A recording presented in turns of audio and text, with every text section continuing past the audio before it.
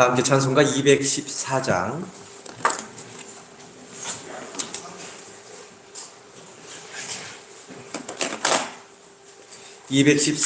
찬송합니다.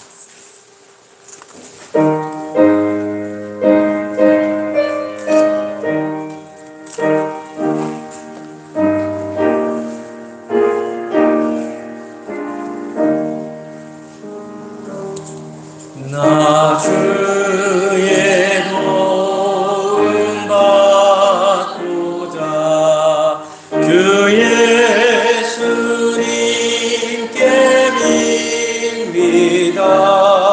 그 원어각하시사 날 받아주소서.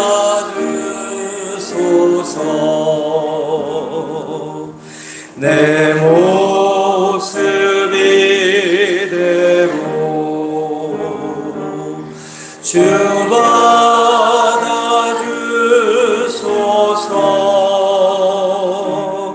날 위해 돌아가신 주 날 받아주소서.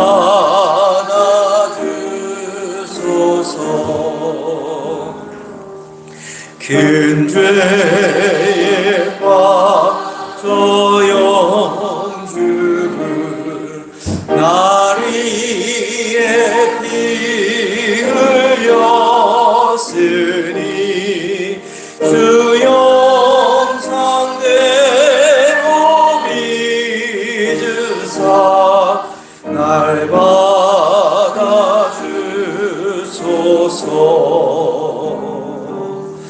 내 모습 이대로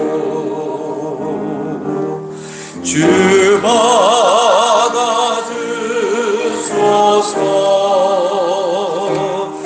날 위해 돌아가신 주 날 받아주소서.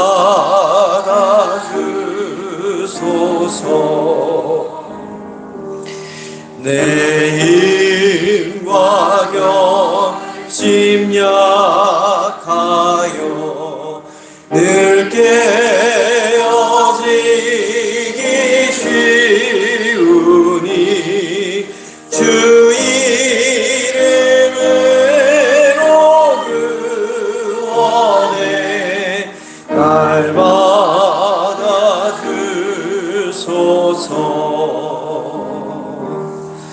내 모습 이대로 주 받아주소서.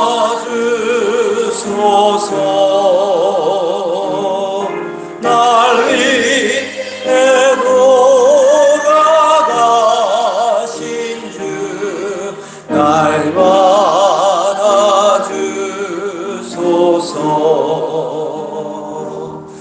내 주님 서신 발 앞에 나쁘러 엎드렸으니 그 크신 역사 이루게 날 받아주소서.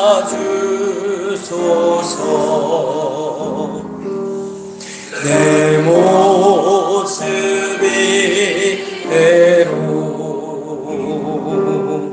주 받아주소서.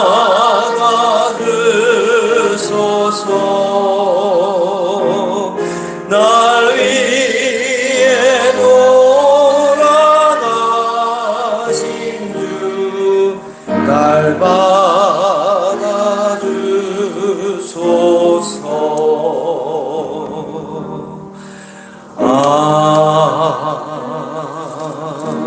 아멘. 찬송가 413장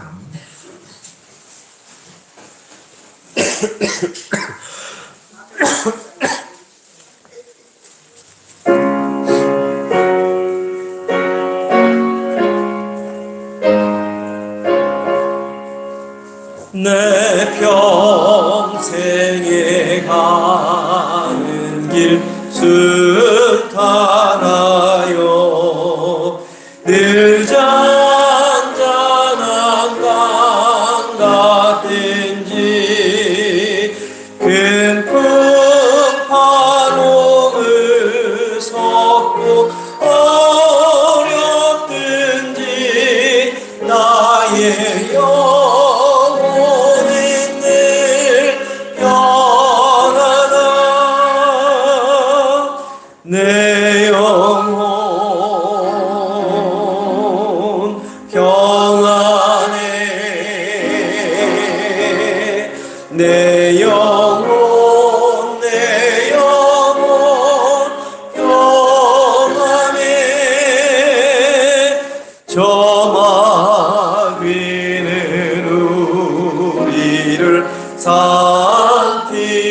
하려고 입 벌리고 여와도 주 예수는 우리의 대장되니 끝내 싸워서 이기리라. 내 영혼 평안해. 내 영혼 평안해. 내 지은 죄 주 홍빛 같더라도 예수께 닿으면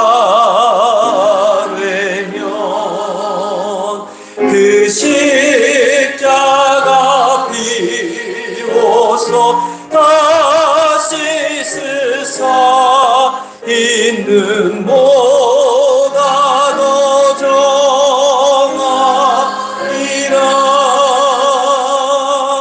내 영혼 평안해. 내 영혼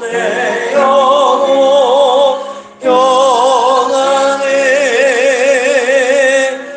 저 공중에 구름이 일어나며 큰 나팔이 울릴 때에 오셔서 세상을 심판해도 나의 영혼은 겁없으리. 내 영혼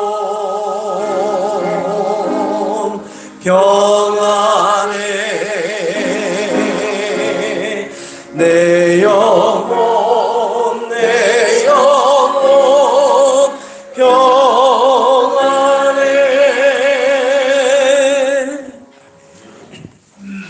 다 함께 자리에서 일어나셔서 조용한 기도드림으로 주일 예배 하나님께 올려드립니다.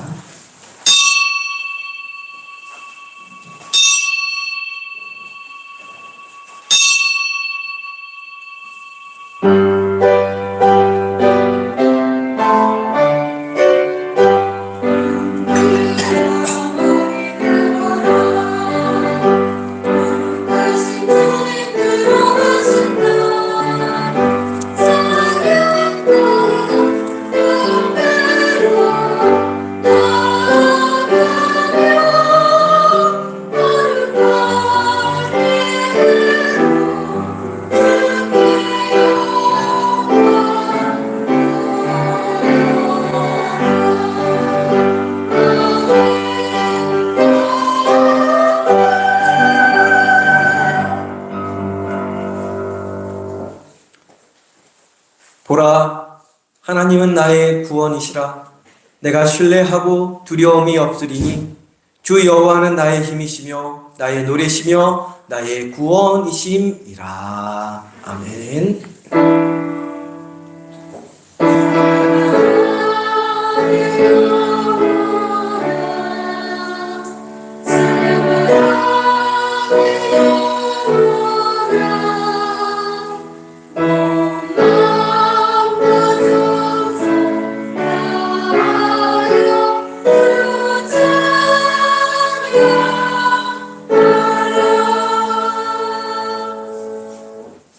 다 함께 주께 엎드려 찬양합니다. 두 손을 가슴에 얹고 찬양합니다.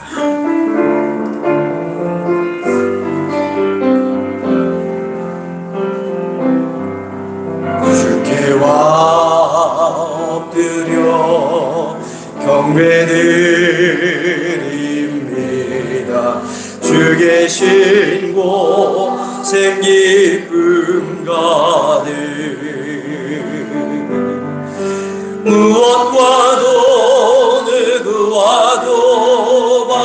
수 없네. 예배드리 미 깊은 됨이. 두 손을 올려 주님 앞에 찬양합니다. 주께 엎드려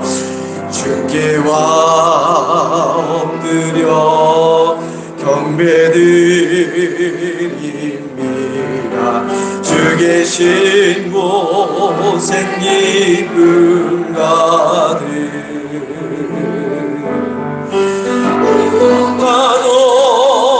누구와도 바꿀 수 없네. 예배드림이 기쁨 됨이. 무엇과도 누구와도 바꿀 수 없네.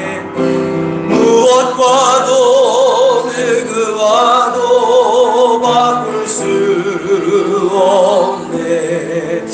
예배드림이 기쁨 됩니다.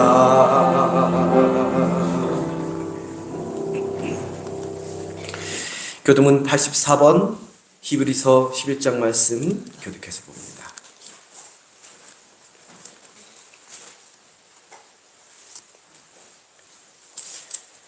믿음은 바라는 것들의 실상이요 보이지 않는 것들의 증거니 믿음으로 모든 세계가 하나님의 말씀으로 지어진 줄을 우리가 아나니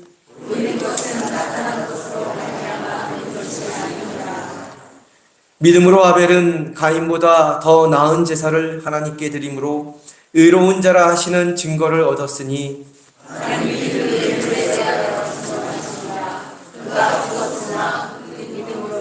지금도 말하느니라.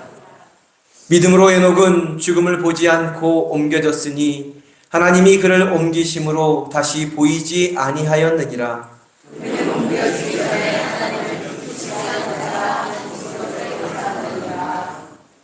믿음이 없이는 하나님을 기쁘시게 하지 못하나니 하나님께 나아가는 자는 반드시 그가 계신 것과 또한 그가 자기를 찾는 자들에게 상 주시는 이심을 믿어야 할지니라. 아멘. 사도신경으로 신앙 고백드립니다.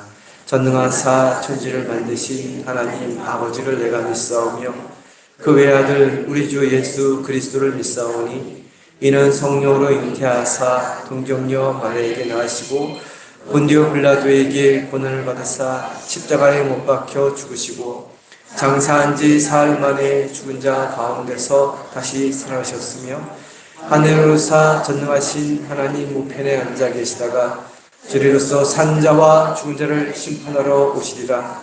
성령을 믿사오며 거룩한 공예와 성도가 서로 교통하는 것과 죄를 사하여 주시는 것과 몸이 다시 사는 것과 영원히 사는 것을 믿사옵나이다. 아멘.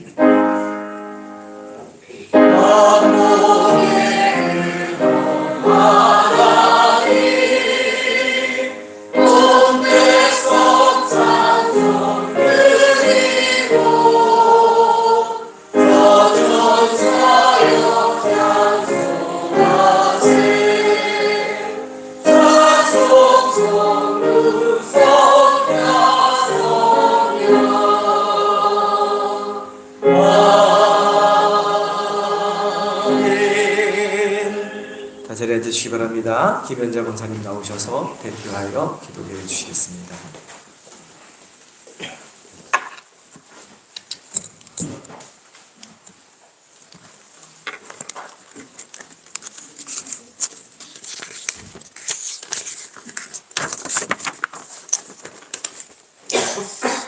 은혜로우신 하나님 아버지 감사합니다. 오늘도 저희를 예배의 자리로 불러주신 은혜에 감사와 찬송을 올려드립니다. 지난 한 주도 변함없이 사랑으로 인도하시고 지켜주시며 하루를 하나님의 은혜로 살게 하심을 감사합니다. 저희의 마음을 새롭게 하시고 예배를 통해 주님만 바라보게 하옵소서. 감사보다 불평이 앞섰던 우리의 입술을 용서하시고 우리의 마음을 이 시간 깨끗하게 씻어 주옵소서. 주님이 주신 은혜를 잊지 않고 받은 사랑을 기억하는 믿음의 사람들 되게 하옵소서. 말씀을 들을 때 우리의 마음이 깨달음으로 열리게 하시고 기도할 때 성령의 감동으로 하늘의 평안을 누리게 하옵소서. 하나님, 이 나라 이 민족을 붙들어 주시옵소서. 이 땅의 주의 백성들의 기도가 멈추지 않게 하시고 대통령과 이정자들에게 지혜와 공의의 마음을 주셔서 하나님을 경외함으로 이 땅을 다스리게 하옵소서. 정치, 경제, 사회적으로 안정과 통일을 이룰 수 있도록 주님 함께하여 주옵소서. 세계 열방을 향해 나아가는 선교의 나라로 우뚝 서는 귀한 나라와 민족이 되게 하옵소서. 주님, 교회를 위해 기도합니다. 서로를 향한 사랑과 격려로 교회가 더욱 든든히 세워지게 하시고 지역 사회에 빛과 소금의 역할을 잘 감당하는 교회가 되게 하옵소서. 사랑의 선물이 전달된 곳곳에 주님의 크신 사랑이 흘러 넘쳐나기를 바랍니다. 이 시간 말씀을 전하실 목사님께 성령의 기름을 부어 주시옵소서. 말씀이 우리의 영혼 깊은 곳에 심겨져 지치고 낙심한 심령들이 위로를 얻고 새 힘을 얻게 하옵소서. 듣는 모든 성도들이 말씀을 마음에 새기고 순종으로 열매 맺는 복된 삶이 되게 인도하여 주옵소서. 우리의 가정과 교회와 나라 위에 주님의 평강이 충만하게 임하기를 소망하고 모든 것을 감사드리며 예수님의 이름으로 기도드립니다. 아멘.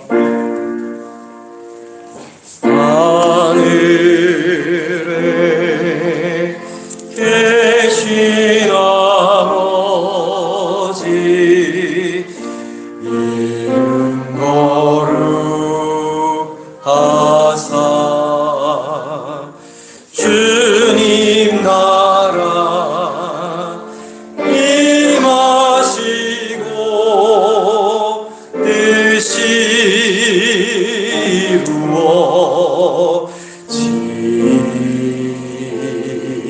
이루어지이다. 일용할 양식 주시고 우리들의 큰 죄 다 용서하옵시고 또 시험에 들게 마시고 악에서 구원하소서. 대개 주의 나라 주의 권세 주의 영광 영원히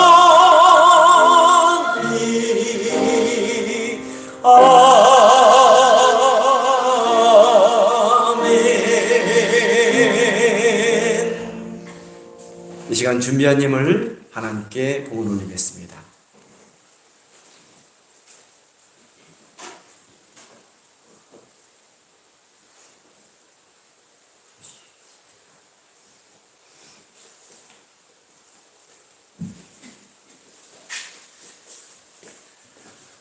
우리 삶의 주인이 되시며 구원자가 되신 하나님 아버지, 복된 날 온 교우가 한자리에 모여서 신령과 진정으로 예배하며 하나님께 존귀와 영광과 찬양을 올려드리게 하시니 감사를 드립니다.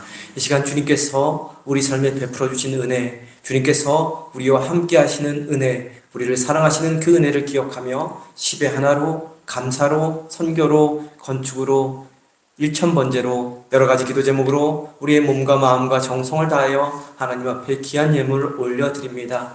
자신이 아껴온 옥합을 깨는 여인의 마음으로 우리 자신을 그리고 우리가 소중하게 여기는 것들을 주님 앞에 올려드립니다. 시간의 주인이, 물질의 주인이 주님임을 고백하며 드리는 이 예물 기쁨으로 받아 주옵소서. 저희 삶에 더욱 풍족한 은혜를 채워 주옵소서.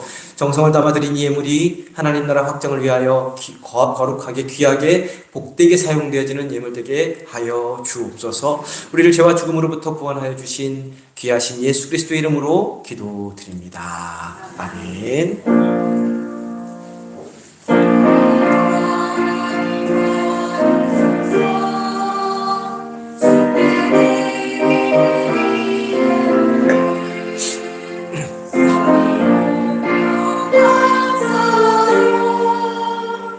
감사로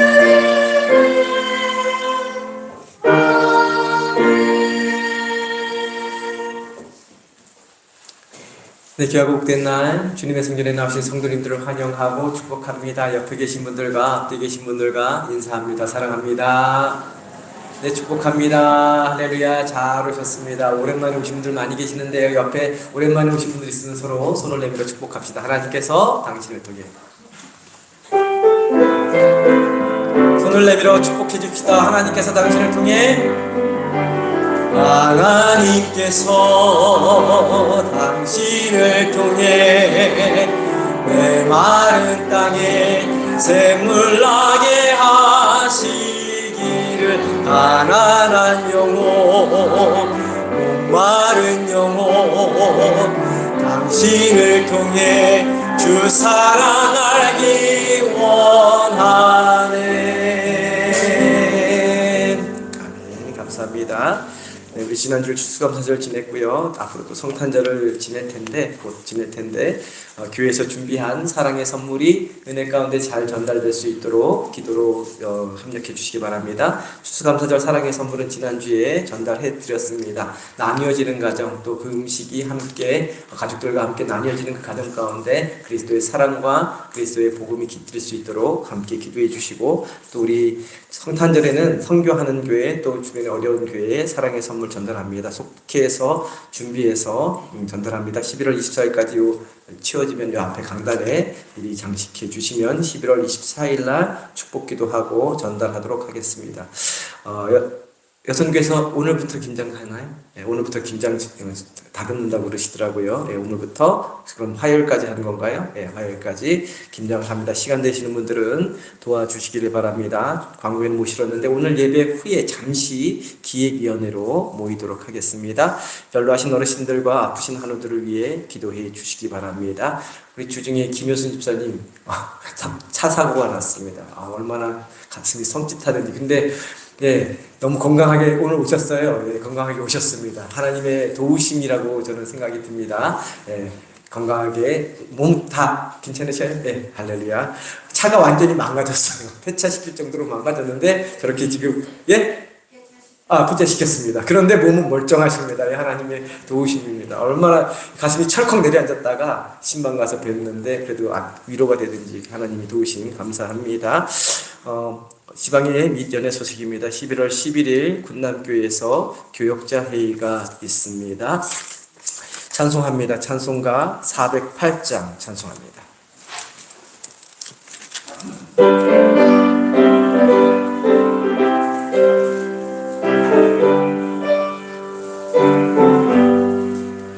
나 어느 곳에 있든지 늘 마음이 편하다.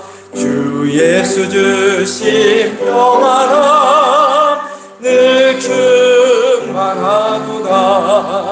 나의 마음속이 늘 평안해. 나의 마음속이 늘 평안해. 악한 죄 파도가 많으나 마음이 늘 평안해.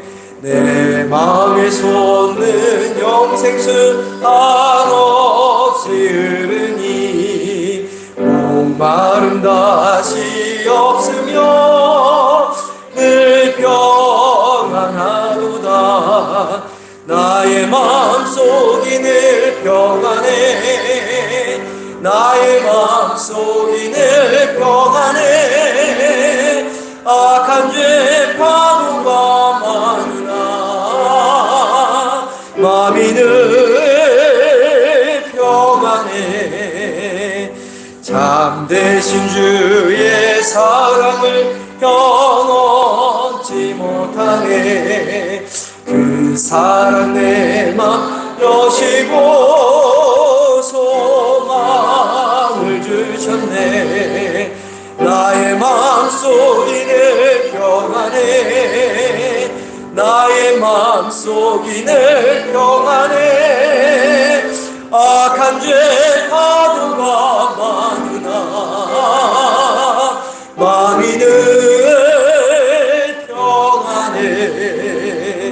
주 예수 온갖 고난을 왜 몸소 당했나. 주 함께 고난 받으면 멸류관 없겠네. 나의 마음속이 늘 평안해. 나의 마음속이 늘 평안해. 악한 죄 파도가 많으나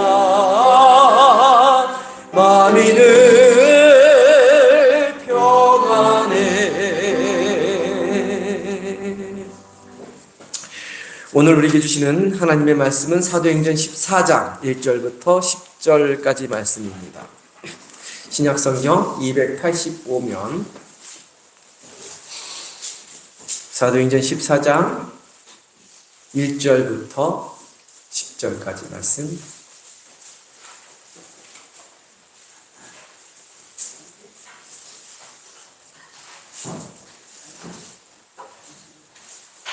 사도행전 14장 1절부터 10절까지 말씀 저와 함께 교독해서 봅니다. 제가 먼저 봅니다.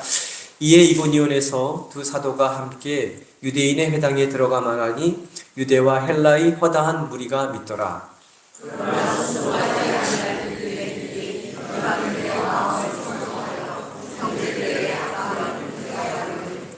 두 사도가 오래 있어 주를 힘입어 담대히 말하니 주께서 그들의 손으로 표적과 기사를 행하게 하여 주사 자기 은혜의 말씀을 증언하시니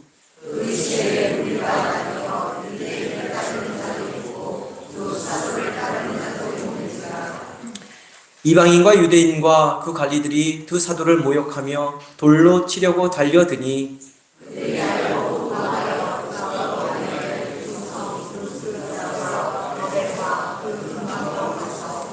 거기서 복음을 전하니라.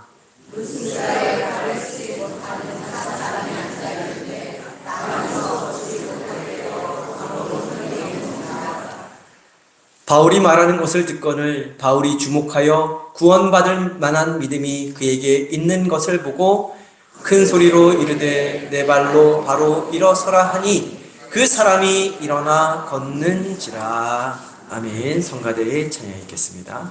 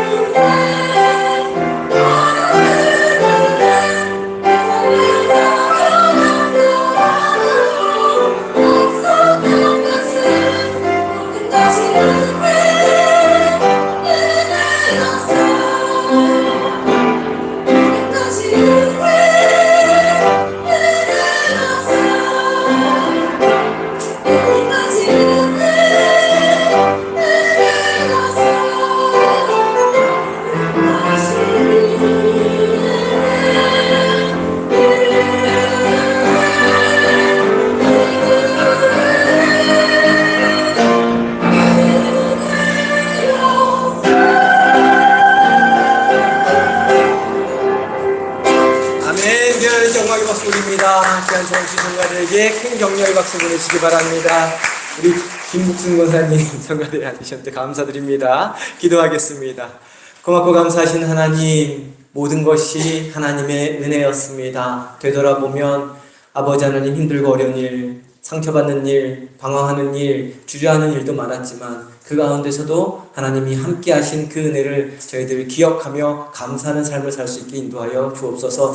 오늘도 주님의 말씀 앞에 섭니다. 다른 사람을 향한 말씀이 아니라 바로 나에게 주시는 주님의 귀한 말씀임을 귀를 열고 마음을 열고 영안을 열어 들을 수 있게 하시고 보게 하여 주셔서 우리의 삶이 주님 안에서 다시금 힘있게 능력있게 새로워지는 복된 삶이 되도록 성령님 주장하여 주옵소서. 귀하신 예수 그리스도 이름으로 기도드립니다. 아멘. 사도 바울은 총 3차례에 걸쳐서 전도 여행을 다녔습니다. 이전에 살펴본 사도행전 13장 말씀부터 곧 안디옥에서 파송을 받는 장면부터 오늘 말씀이 들어있는 14장까지는 바울의 1차 전도 여행에 대한 이야기입니다. 1차 전도 여행을 쭉 살펴보고 있습니다. 제가 상리에 살지 않습니까? 우리 상리에 사는 분들이 서울을 가려면 자동차 말고 교통편을 이용해서 서울로 가려면 어떻게 해야 되죠? 먼저 걸어서 정류장에 가야 됩니다. 상리 버스 정류장에 가서 그 다음에 어디로 갑니까? 연천역으로 가시죠. 연천역에서 또 어떻게 합니까? 지하철을 기다렸다가 지하철을 타고 어디 서울로 가려고 그러면 도봉이나 창동 여기서 내리시나요? 거기서 내려서 지하철 갈아타셔야 되죠. 서울 가는 목적지로 갑니다. 이렇게 지명들이 계속 옮겨 다니죠. 이게 사도 바울이 전도 여행을 다니면서 우리가 알고 있는 지명이 아니라 모르는 지명들이 계속 나와서 좀 헷갈립니다. 오늘도 말씀을 좀 살펴보려고 그러는데 지명이 나오면 그렇게 움직여 가는구나 라고 이해해 주시고 받아들이면 되겠습니다. 사도행전 13장부터 시작된 1차 전도 여행의 여정을 다시 한번 간략히 살펴보면 먼저 바울과 바나바 그리고 이 두 사람의 수행원이었던 마가 요한은 안디옥 교회로부터, 그러니까 예루살렘 북쪽에 있는 안디옥 교회로부터 파송을 받습니다. 거기서 파송을 받은 후 바울 일행은 안디옥에서 30km 떨어져 있는 실루기아 항구에 도착해서 거기서 배를 타고 바나바의 고향인 구브로 섬, 옆에 있는 구브로 섬에 도착합니다. 그들은 구브로 섬 동편인 살라미에라는 지역에 도착해서 그 지역에 복음을 전합니다. 그 지역에 복음이 전해지자 이어서 구브로 섬 서편으로 이동해서 바보라는 지역에서 거짓 마술사 엘루마의 방해를 물리치고 로마 총독인 서기오 바울을 전도하게 되지요. 그 지역이 복음화되자 다시 배를 타고 소아시아 지역에 있는 버가 위쪽에 있습니다. 북쪽입니다. 배를 타고 섬에서 버가를 갑니다. 버가를 거쳐서 1000m가 넘는 수많은 산과 고원으로 이루어진 산맥을 넘어 비시디아 안디옥에 이른다라고 우리가 살펴봤습니다. 버가 지역에서 복음을 전하지 못하고 비시디아 안디옥으로 급작스럽게 옮겨야 했던 이유는 사도 바울이 풍토병이 심해져서 몸에 앓고 있는 질환들이 심해져서 공기가 맑고 쾌적한 지역으로 옮겨야 했기 때문이다 말씀을 드렸습니다. 그래서 비록 험난한 산맥이 놓여 있었고 쉽게 갈 수 없는 길이었지만 그 비시디아 안디옥으로 옮겨갔던 것이죠. 그런데 이 과정에서 함께 도왔던 마가 요한은 힘든 여정을 참지 못하고 고향 땅인 예루살렘으로 돌아가고 말았습니다. 사도 바울 일행에게는 어려운 순간임에는 분명했지만 복음을 전파하고자 하는 그들의 열정을 막을 수는 못 썼습니다. 그래서 비시디아 안디옥에서 그냥 요약만 한 것이 아니라 복음을 담대히 전함으로 많은 이방인 개종자들을 얻을 수 있었습니다. 그러나 복음이 전파되는 곳에는 항상 시기하는 무리가 생깁니다. 우리가 말씀대로 살려고 그러면 사탄의 공격을 받듯이 복음을 전파하는 곳에는 항상 방해하는 세력들이 나타나게 됩니다. 복음이 확산되는 것을 막으려는 그 사탄의 세력이 존재하죠. 바보섬에서는 마술사의 방해가 있었고 비시디아 안디옥에서는 헬라파 유대인들의 박해가 있었습니다. 그러한 방해와 박해를 만날 때마다, 그래서 더 이상 복음 사역을 진행할 수 없는 상황에 이를 때마다 바울 일행은 주저앉고 복음 전하는 것을 포기한 것이 아니라 새로운 복음 사역지로 발걸음을 옮겼습니다. 그래서 계속해서 장소들이 옮겨져 가는 것이죠.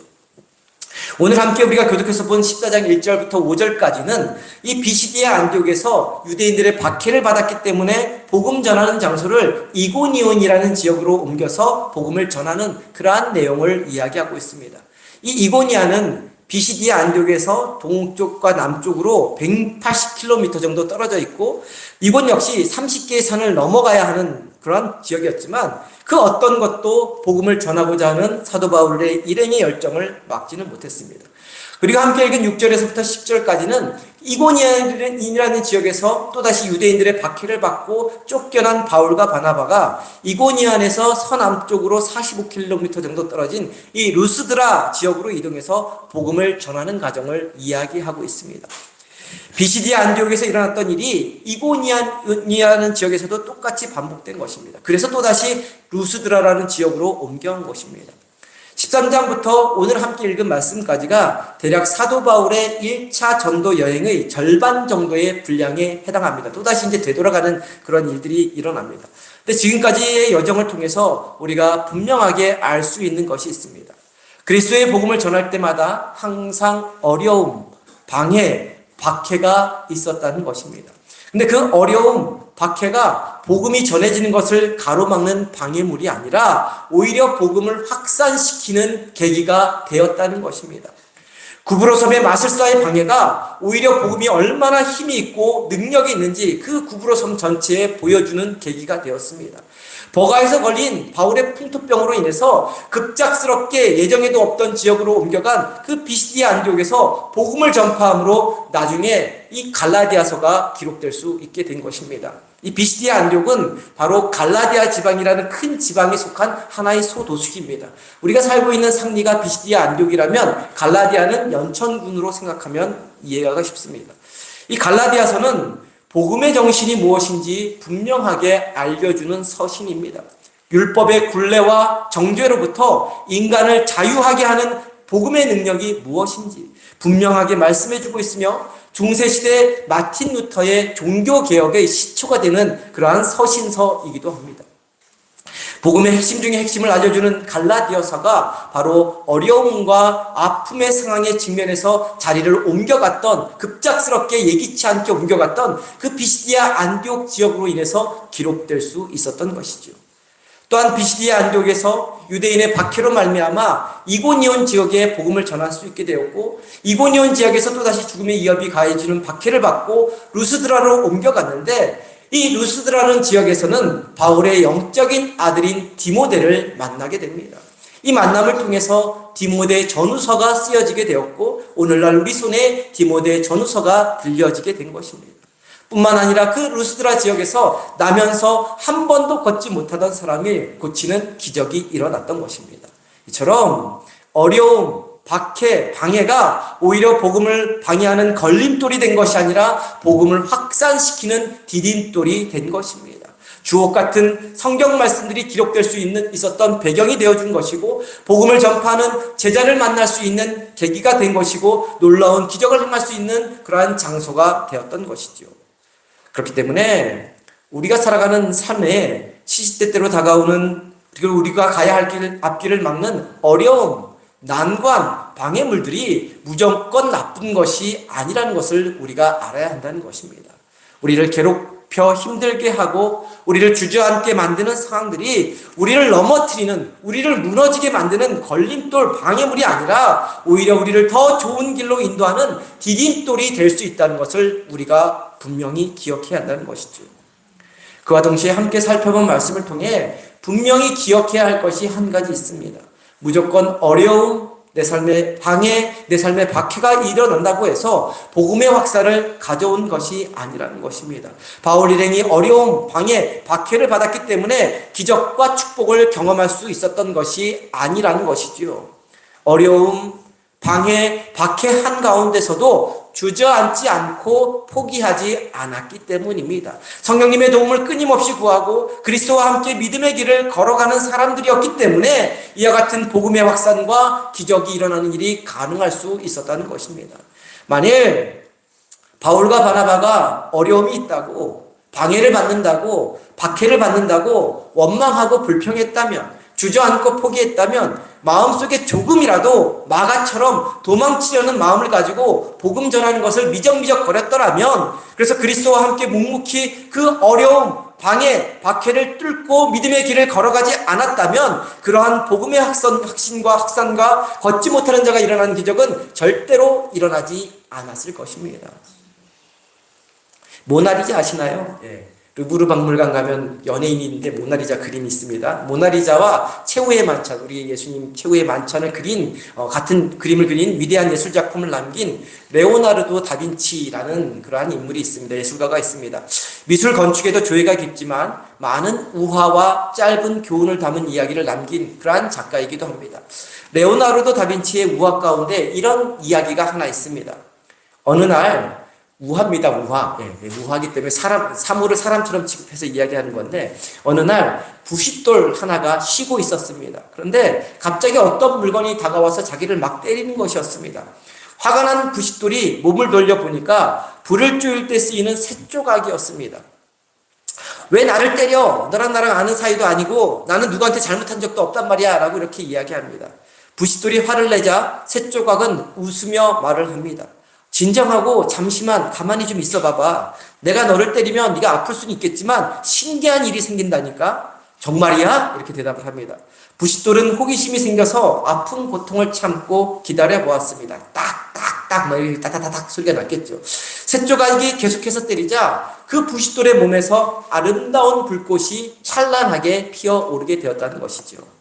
쇳조각에 부딪힘이 없었다면, 그래서 쇳조각이 부딪히는 고통을 그 부싯돌이 감내하지 않았더라면 부싯돌은 죽을 때까지 자신에게 이와 같은 아름답고 황홀한 불빛을 낼 수 있는 불꽃이 있는지 몰랐을 것입니다. 부싯돌이 자신을 향해 다가오는 아픔, 그 고통을 묵묵히 참고 견디어낼 때 불꽃이라는 아름답고 찬란한 기적이 일어나게 됐다는 것이죠. 신앙생활하는 저와 성도님의 삶 속에도 어려움이 있습니다. 방해하는 무리들이 항상 있습니다. 내가 원하지 않았지만 나의 삶이 고난과 어려움과 박해의 상황에 놓여 있을 때가 있습니다.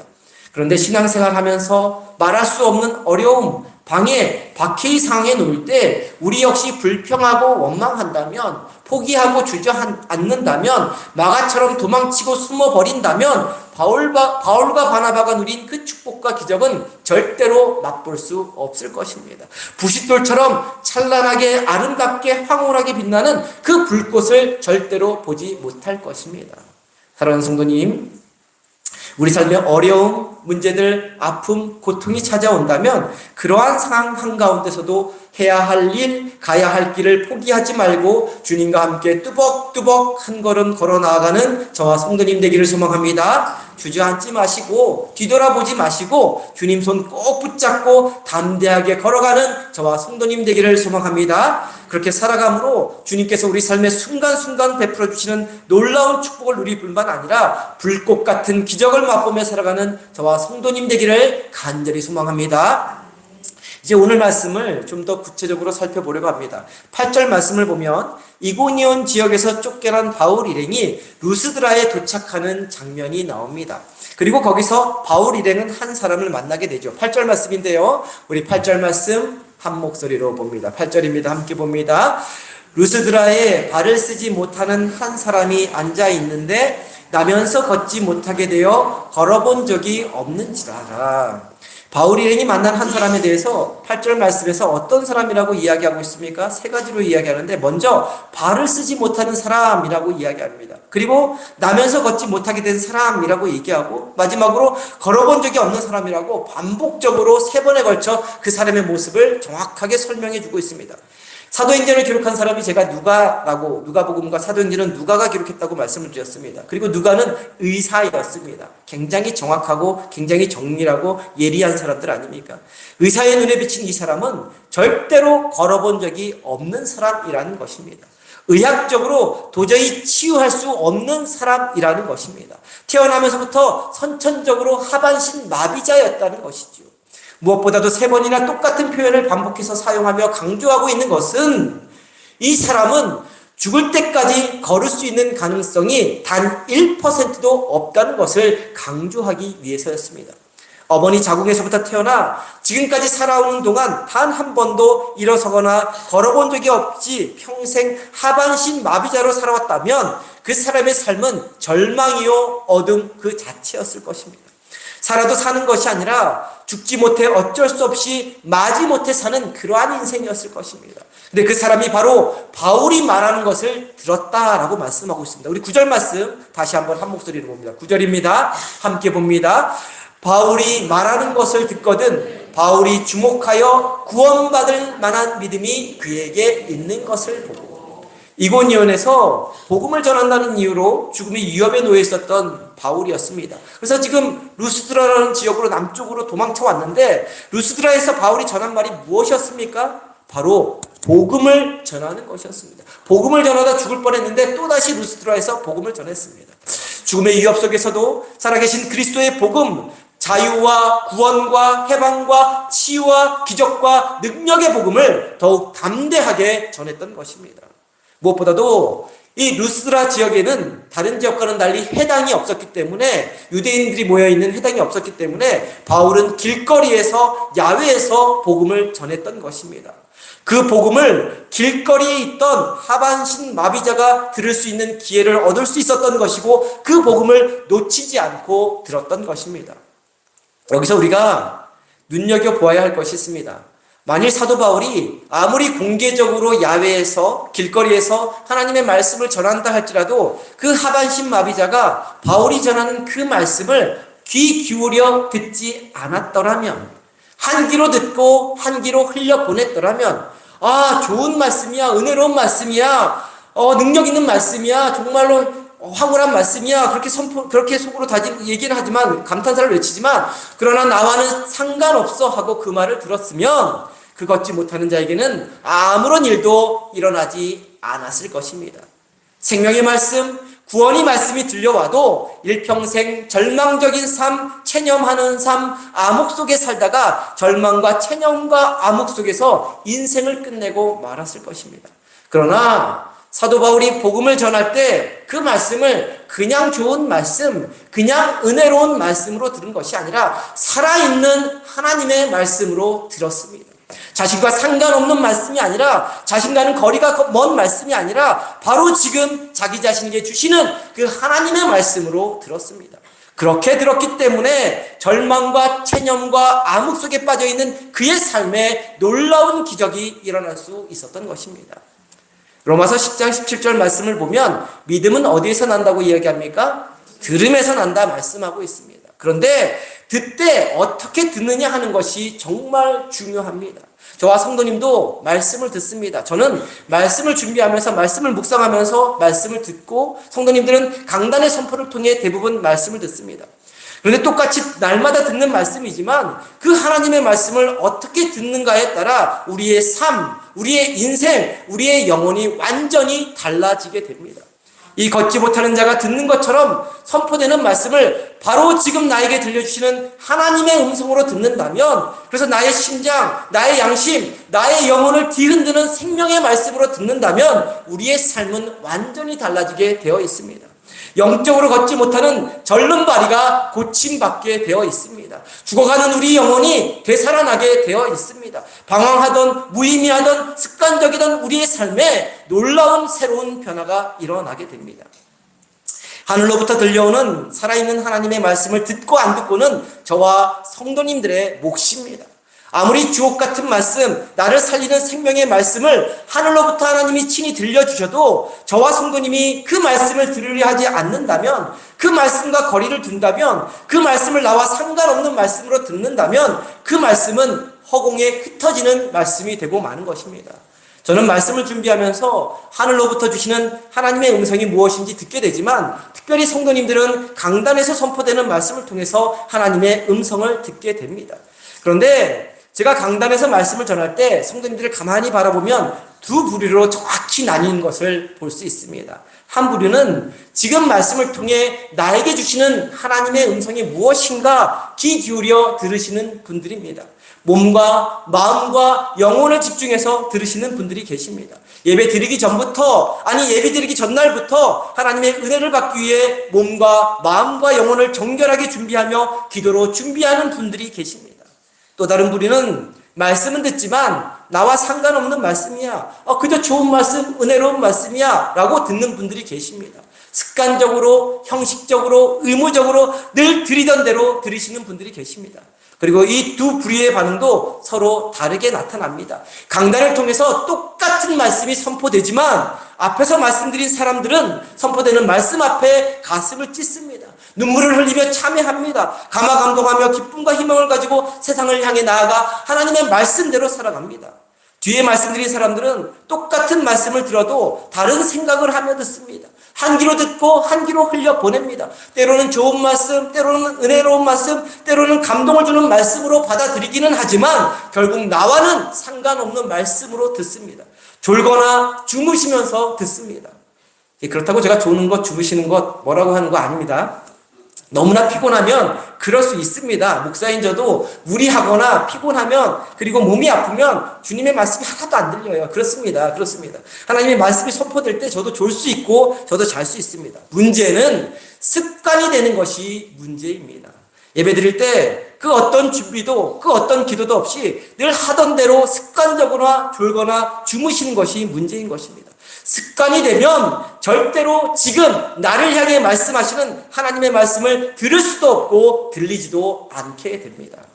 사랑하는 성도님, 저와 성도님은 어느 부류에 속하는 사람들입니까?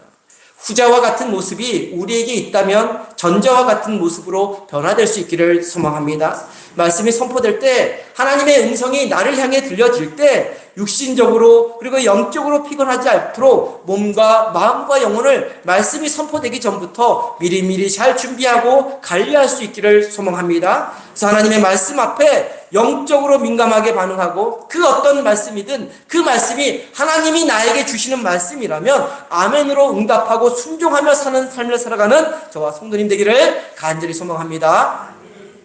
9절 말씀을 다시 보면 이 하반신 마비자가 바울로부터 선포되어지는 하나님의 말씀을 들었다라고 말씀하고 있는데 우리말에 들었다라는 표현으로는 헬라어 원문의 뜻이 잘 드러나지 않습니다. 이 들었다로 번역되는 이 단어의 헬라어 표현 속에는 하나님의 말씀을 잠깐 들었거나 건성으로 들었다는 것이 아닙니다. 한 귀로 듣고 한 귀로 흘려보냈다는 것이 아닙니다.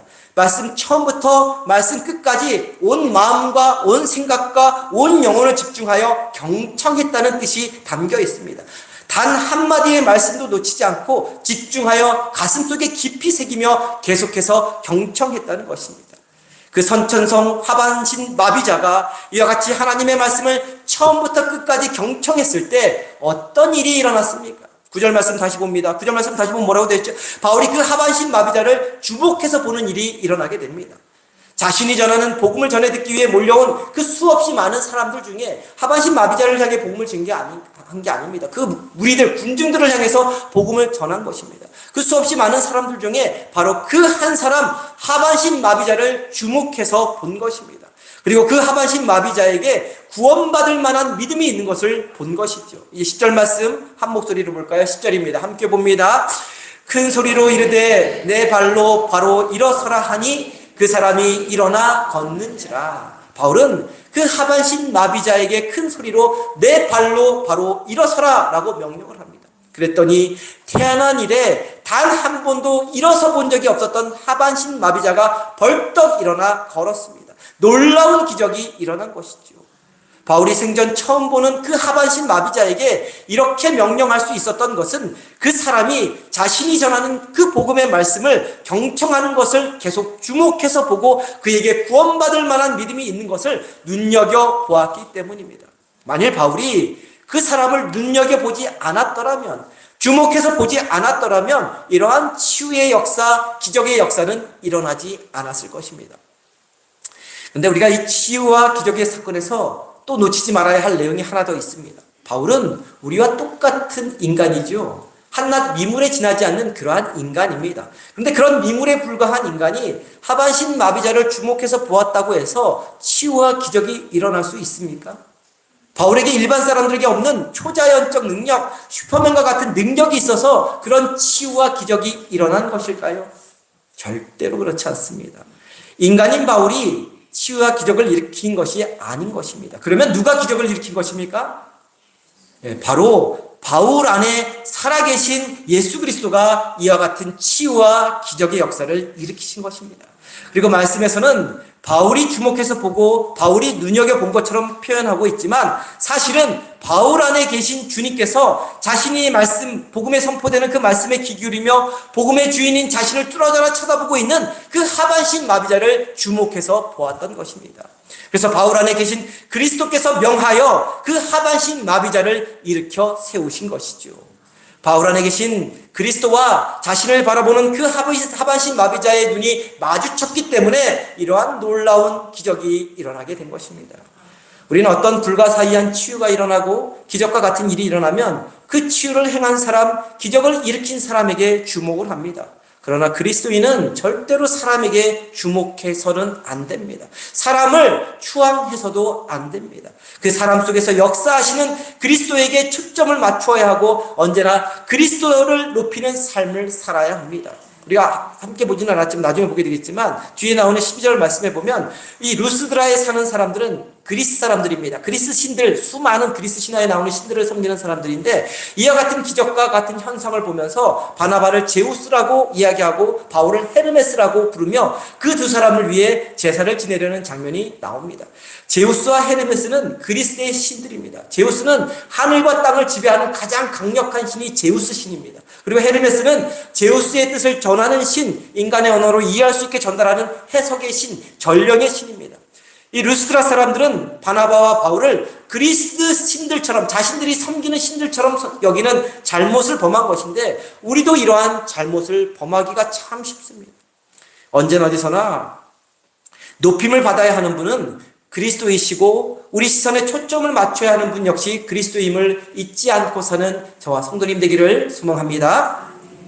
사랑하는 성도님, 주님은 우리의 고통을 다 아십니다. 우리의 아픔도 다 알고 계십니다. 고독도 상처도 문제도 무엇인지 다 알고 계십니다. 우리가 무엇을 해야 할지 어디로 가야 할지도 다 알고 계십니다.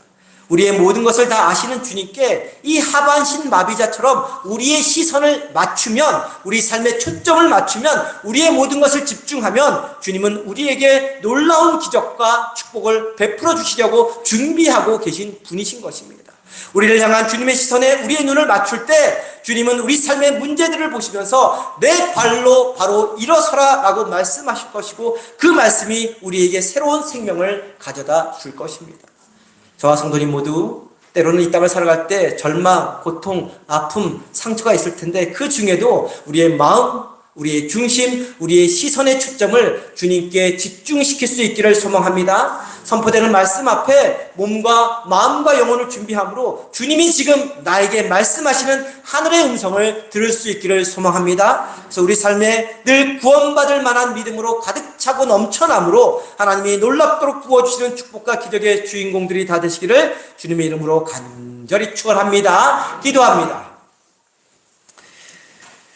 사랑과 은혜의 하나님, 이 땅을 믿음으로 살아갈 때 우리 앞에 어려운 일, 힘든 일, 해결할 수 없는 일이 놓일 때가 있습니다. 때로는 예수 믿는다는 이유로 고난과 핍박과 박해의 상황을 만날 때도 있습니다. 그러나 그럴 때일수록 주님과 함께 믿음의 길을 걸어가게 하여 주옵소서. 그래서 주님이 함께 하시고 도우시고 힘주시는 능력을 경험하게 하시고 주님이 베풀어 주시는 놀라운 기적과 축복을 경험하게 하여 주옵소서. 그래서 우리에게 다가오는 나쁜 상황들이 우리의 믿음을 무너뜨리는 걸림돌이 아니라 우리의 믿음을 더 굳건한 반석 위에 세우는 디딤돌이 되게 하여 주옵소서. 하나님의 말씀을 들을 때 그 말씀이 그저 좋은 말씀, 은혜의 말씀, 그러나 나와 상관없는 말씀이 아니라 바로 지금 나에게 말씀하시는 생명과 기적과 축복의 말씀이 될 수 있도록 늘 언제나 겸손히, 늘 언제나 정직하게, 늘 언제나 준비된 마음으로 말씀을 경청하게 하여 주옵소서. 항상 우리의 시선과 초점을 그리스도 한 분께 집중하며 구원받을 만한 믿음으로 살아가므로 우리 삶의 문제, 근심, 걱정을 해결하실 뿐만 아니라 우리 안에 있는 영적인 장애, 육신적인 질병까지 고쳐주시는 주님의 놀라운 능력과 치유를 경험하게 하여 주옵소서. 귀하신 우리 주 예수 그리스도 이름으로 기도드립니다. 아멘.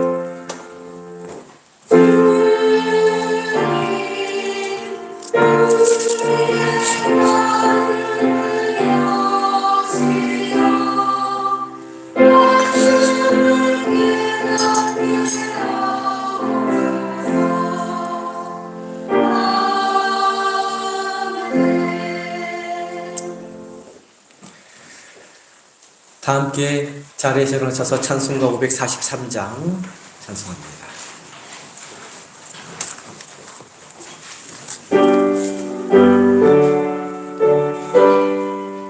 543장입니다.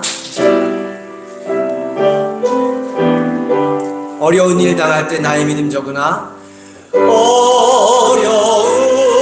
일 당할 때 나의 믿음 적 의지하는 내 주를 더욱 의지합니다. 의지하는 내 주를 더욱 의지합니다. 세월 지나갈수록 세월 지나갈 의지할 것뿐일세 의지할 것뿐 무슨 일을 당해도 무슨 일을 당해도 예수 의지하 성령께서 내 마음 밝히 비춰주시니 영께서 내 마음 밝히 비춰줄 인도하심 따라서 주만 의지합니다. 인도하심 따라서 주만 의지합니다. 세월 지나갈수록 세월 지나갈수록 의지할 것뿐일세 의지할 것뿐일세 무슨 일을 당해도 예수 의지함 밝을 때의 노래와 밝을 때의 노래 어두울 때의 기도로 어두울 때의 기도로 위태할 때도 음을 주께 간구합니다. 세월 지나갈수록 의지할 것뿐일세 무슨 일을 당해도 예수 의지합니다. 생명이 있을 동안에 예수 의지합니다. 천국 올라가도록 의지할 것뿐일세 세월 지나갈수록 의지할 것뿐일세 무슨 일을 당해도 예수 의지합니다. 기도합니다. 지금은 십자가에서 죽으시기까지 우리를 품어주신 우리 주 예수 그리스도의 은혜와 하나님 아버지의 크고 높고 깊은 사랑과 우리를 지키시고 도우시고 인도하시는 성령님의 감화감동 역사하심이 구원받을 믿음으로 살아가고자 결단하며 돌아가는 성도님들의 머리머리 위에 이제부터 영원토록 함께해 주시기를 간절히 축원하옵나이다. 아멘.